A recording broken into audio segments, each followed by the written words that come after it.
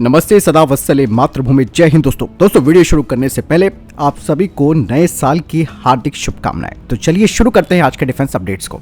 बढ़ते पहले defence update की तरफ। भारतीय सेना को 250 यानी कि 250 ऑल टेरेन वाहनों की जरूरत है, जिनका इस्तेमाल इंडियन आर्मी की ईस्टर्न, नॉर्दर्न और सेंट्रल कमांड के द्वारा किया जाएगा। हालांकि कुछ रिपोर्ट सामने आई है कि भारतीय फर्म डेकावार ट्रक के down 4x4 all terrain vehicle ने अपने DGST ट्रायल्स को पूरा कर लिया है और ये जो ट्रायल्स है उन्हें LOC पर यानी कि लाइन ऑफ एक्चुअल कंट्रोल पर किया गया। और इस ऑल टेरेन व्हीकल में 85% स्वदेशी सामग्री का इस्तेमाल किया गया। इसमें बोल्ट और आर्मर क्षमताएं हैं और साथ ही इसे स्नैग लेवल 3 के स्तर पर आर्मर्ड भी किया जा सकता है। आपको बता दें कि इस प्रोटोटाइप का test northern command of Indian army ने किया है और इस ट्रायल के दौरान down 4x4 all terrain vehicle ने 800 किलोग्राम पेलोड के साथ हार्श टेरेन में बॉर्डर पोस्ट तक सफलतापूर्वक ये पहुंचा है। बढ़ते हैं अगले अपडेट की तरफ। दोस्तों कुछ रिपोर्ट सामने आई हैं और कहा जा रहा है कि भारत का पहला अनमैन्ड एरियल व्हीकल 2025 में इसका फैब्रिकेशन शुरू हो जाएगा और इसका प्रोटोटाइप 2026 के मध्य तक बन जाएगा। वहीं गैस टरबाइन रिसर्च एस्टेब्लिशमेंट की योजना है कि वो 2025 तक ड्राई कावेरी इंजन को सर्टिफाइड कर देगी, जो कि स्टेल्थ यूकैप को पावर देगा। आपको बता दें कि जो भारत का यानी कि Indian unmanned strike aerial vehicle होगा, इसमें इंटरनल वेपन बे यानी कि आंतरिक हथियार ले जाने की क्षमता होगी और यह अपने साथ मिसाइल और प्रिसीजन गाइडेड म्यूनिशन को ले जा सकेगा। साथ ही ये दुश्मन के एयर डिफेंस को तबाह करने में सक्षम होगा और यही नहीं, ये दुश्मनों के ऊपर जमीनी स्ट्राइक्स भी कर सकता है और साथ ही साथ ये कंटेस्टेंट एयर स्पेस में एयर सिक्योरिटी को भी स्थापित कर सकता है। बढ़ते अगले अपडेट की तरफ, जो कि ITBP को लेकर आ रही है। ITBP को लेकर अमित शाह जी ने बड़ा बयान दिया है। उन्होंने कहा कि जब तक ITBP के जवान भारत चीन सीमा पर तैनात है तो चिंता की कोई बात नहीं है। साथ ही उन्होंने बताया कि ITBP का जवान वहां पर गश्त लगा रहा है तो किसी की मजाल तक नहीं है कि वो भारत की 1 इंच जमीन का भी अतिक्रमण कर पाए। साथ ही उन्होंने बताया कि ITBP सबसे दुर्गम क्षेत्रों में काम करने वाला सुरक्षा बल है और तो और ये जो सैनिक है ITBP के, वो -42 डिग्री के तापमान में भी देश की सीमाओं की सुरक्षा करते हैं। और अमित शाह जी ने कहा कि लोगों ने ITBP के जवानों को हिमवीर उपनाम दिया है, जो कि पद्मश्री और पद्म विभूषण से भी बड़ा है। बढ़ते अगले अपडेट की तरफ। दोस्तों भारतीय सेना एक ऐसे एडॉप्टर पर काम कर रही है जिसका इस्तेमाल एंड्रॉइड फोन पर करके उसे सैटेलाइट फोन में बदला जा सकता है। दरअसल भारतीय सेना एक ऐसे पोर्टेबल एडेप्टर को विकसित कर रही है जो कि सैटेलाइट आधारित संचार प्रणालियों में इस्तेमाल किया जा सकेगा और ये एंड्रॉइड सेलुलर फोन को सैटेलाइट फोन में बदल सकता है। भारतीय सेना के एक अधिकारी ने कहा कि भारतीय सेना एक प्रोग्रामेबल हैंड हेल्ड एडेप्टर की जरूरत महसूस कर रही है जो माइक्रो USB या फिर ब्लूटूथ के जरिए किसी भी एंड्रॉइड फोन से कनेक्ट हो सके और इसे सैटेलाइट फोन में बदल सके। कहा यह भी जा रहा है कि इसके लिए एक परियोजना भी बनाई गई है जिसमें कि भारतीय उद्योगों को आमंत्रित किया जाएगा। इसके लिए बाकायदा एक टेंडर निकाला जाएगा और ये जो डिवाइस बनाई जाएगी इसका वजन 500 ग्राम से कम होना चाहिए और कम से कम इसका 2 घंटे का टॉक टाइम होना चाहिए और साथ ही साथ इस डिवाइस का 10 घंटे का स्टैंड बाय टाइम भी होना चाहिए। दोस्तों मैं आपको एक चीज और बताना चाहूंगा कि अभी भी सेलुलर फोन की जो कवरेज है वो कई क्षेत्रों में उपलब्ध नहीं है, जिसका कारण है कनेक्टिविटी, सेलुलर टावरों की कमी जहां पर भारतीय सेना तैनात है, क्योंकि वो जो इलाका है वो काफी दुर्गम इलाके होते हैं जहां पर भारतीय सेना की डिप्लॉयमेंट रहती है। ऐसे में सैटेलाइट फोन जिसकी कोई सीमा नहीं होती क्योंकि वो सैटेलाइट के द्वारा ऑपरेट होता है, तो वहां पर जो एंड्रॉइड फोन जवानों के पास होंगे उस पर इस तरीके की डिवाइस लगाकर उसे सैटेलाइट फोन में कन्वर्ट किया जा सकेगा।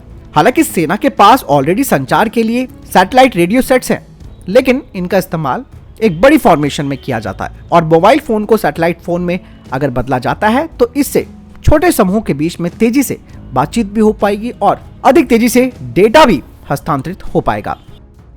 बढ़ते अगले अपडेट की तरफ। दोस्तों एक रिपोर्ट सामने आई है जो कि साल 2022 में जम्मू कश्मीर में जो मुठभेड़ हुई है उसका एक डेटा सामने आया है। कहने का मतलब यह है और इस डेटा के अनुसार घाटी में कुल 93 मुठभेड़ें हुई हैं और इनमें 42 जो विदेशी आतंकी थे उनके समेत 172 यानी कि 172 दहशतगर्दों को ढेर किया गया है और वहीं भारतीय सेना के 26 जवान वीरगति को प्राप्त हुए हैं। ADGP कश्मीर विजय कुमार जी ने कहा कि घाटी में हुए मुठभेड़ों में लश्कर-ए-तौयबा और उसके सहयोगी संगठन द रेजिस्टेंस फ्रंट के 108 आतंकी मारे गए हैं, जिसमें कि जैश-ए-मोहम्मद के 35, हिजबुल मुजाहिदीन के 22 आतंकियों को ढेर किया गया है और कुल मिलाकर 2022 में 172 आतंकवादियों को ढेर किया गया और 1 साल के अंदर कश्मीर के अलग अलग जगहों पर ये एनकाउंटर किए गए हैं। साथ ही कहा यह भी जा रहा है कि जो युवा आतंकी संगठनों में शामिल हो जाते थे, उनकी संख्या काफी कम हो गई है और उसमें 37% की गिरावट आई है। बढ़ते हैं अगले अपडेट की तरफ। दोस्तों, इस बारे में कोई दो राय नहीं है कि भारत और चाइना के संबंध ठीक नहीं चल रहे हैं और भारत और चीन के बीच जिस तरीके का विवाद चल रहा है उसे देखते हुए अब भारत सरकार भी इस बात को मान चुकी है कि चाइना के साथ संबंध सामान्य नहीं है। खुद विदेश मंत्री एस जयशंकर जी ने यह बात कही है। उन्होंने कहा कि भारत के चाइना के साथ संबंध एक अच्छे स्तर पर नहीं चल रहे हैं और देश वास्तविक नियंत्रण रेखा में परिवर्तन की किसी भी गतिविधि को सहन नहीं करेगा। उन्होंने कहा कि देश यानी कि भारत अपनी सीमा पर चुनौतियों का सामना कर रहा है और ये चुनौतियां कोविड के दौरान और बढ़ गई हैं। विदेश मंत्री एस जयशंकर जी ने भी रक्षा मंत्री राजनाथ सिंह की तरह वही बात दोहराई है कि राष्ट्रीय सुरक्षा के मुद्दे पर किसी भी तरीके का कोई समझौता देश बर्दाश्त नहीं कर सकता है। यही नहीं, विदेश मंत्री जी ने बताया कि भारत आतंकवाद को सहन नहीं करेगा। भारत पड़ोसियों के साथ संबंधों को अच्छा चाहता है, लेकिन इसका मतलब यही नहीं कि आतंकवाद का सपोर्ट करना और उसे सहन करना। और दुनिया को इस वक्त भारत से बहुत सी अपेक्षाएं हैं। इस समय देश स्वतंत्र सदर अर्थव्यवस्था के रूप में आगे बढ़ रहा है, जो कि विश्व की समस्याओं को सुलझा सकता है। बढ़ते हैं अगले अपडेट की तरफ। 200 साल 2022 पे भारत ने 38 मिसाइलों का परीक्षण किया, जिनमें की 3 नई मिसाइलें भी शामिल हुई हैं। दोस्तों, डीआरडीओ और भारतीय सशस्त्र बलों ने 11 महीनों में 39 यानी कि 39 मिसाइलों का परीक्षण किया। इनमें से 12 परीक्षण तो ब्रह्मोस ER यानी कि विस्तारित रेंज वाले ए वेरिएंट के किए गए थे और अधिकांश अन्य का परीक्षण भारतीय सेना और स्ट्रेटेजिक फोर्सेस कमांड के द्वारा परीक्षण किए गए। 2022 में भारत ने 3 नई मिसाइल प्रणालियों का भी परीक्षण किया, जिनमें NASAM SR यानी कि naval antiship missile short range भी शामिल है, जो कि एक हेलीकॉप्टर लॉन्च एंटीशिप मिसाइल है जिसमें 55 किलोमीटर की अधिकतम सीमा है। इसके अलावा very short range air defence system, एक man portable air defence system का भी परीक्षण किया गया, जिसकी रेंज 6 किलोमीटर है और इसमें dual wave band infrared Sikar है और 2023 में भी इनके कई परीक्षण किए जाएंगे। इसके अलावा भारत ने फेज 2 डेवलपमेंट प्रोग्राम के तहत ballistic missile defence shield AD-1 का भी सफलतापूर्वक टेस्ट किया और 2023 में भी इसके कई परीक्षण किए जाने हैं। इसके अलावा Helina missile, vertical launch short range surface to air missile, quick reaction surface to air missile, submarine launch ballistic missile, Agni 3 और अग्नि 5 जैसी मिसाइलों के भी परीक्षण किए गए हैं। बढ़ते अगले अपडेट की तरफ। दिवालियापन पर पहुंच चुका पाकिस्तान अब परमाणु मिसाइल का परीक्षण करने वाला है। बाकायदा इसके लिए नोटम जारी किया गया है 5 से 6 जनवरी 2023 के बीच में। कहा यह जा रहा है कि इस दौरान पाकिस्तान एक मीडियम रेंज बैलिस्टिक मिसाइल यानी कि MRBM का टेस्ट करेगा अरब सागर में और इस टेस्ट का जो डेजिग्नेटेड एरिया है वो है 1650 किलोमीटर का, जिसमें हो सकता है कि गौरी 2 या फिर अब्बाबिल मिसाइल का टेस्ट किया जा सकता है।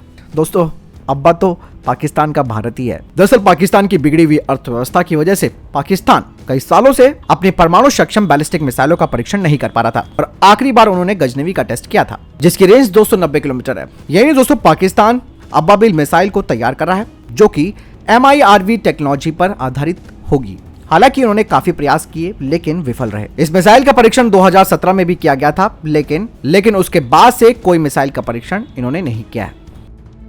बढ़ते हैं अगले अपडेट की तरफ, जो कि भारत और भूटान को लेकर आ रही है। 720 मेगावाट की मांगदेछू जल विद्युत परियोजना, जिसे कि भारत की सहायता से लागू किया गया था, हाल ही में भूटान में और हाल ही में इसे भूटान के DGPC को सौंपा गया था। इसे सौंपने के साथ ही दोनों देशों ने 4 बड़ी जल विद्युत परियोजनाओं को सफलतापूर्वक पूरा कर लिया है। 720 मेगावाट की परियोजना मांगदेछू हाइड्रो इलेक्ट्रिक पावर प्रोजेक्ट का उद्घाटन भारतीय प्रधानमंत्री ने 2019 में किया था। भारत सरकार ने इस जल विद्युत परियोजना के निर्माण के लिए वित्तीय और तकनीकी सहायता भी प्रदान की है।